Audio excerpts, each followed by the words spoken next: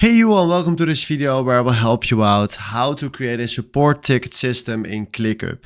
And if you want to do this, we go right here to ClickUp, to our workspace, and then we click here on the plus icon where we create a new list. And we call this one support ticket system.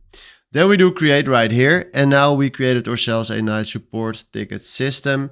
And then if you can see right here, we can use AI to help us out. We have also right here some suggested things that we can add, like ticket severity. Now let's create it right here.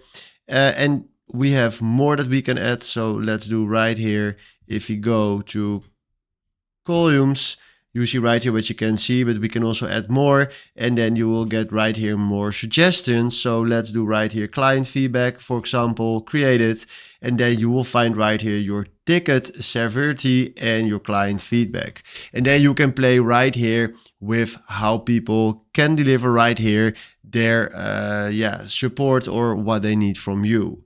So this is exactly how you can create a support ticket system right here in ClickUp. And I showed you just an example, but you can do this with more. So hopefully this was exactly the video where I was looking for. Thanks for watching and have a wonderful day. Ciao.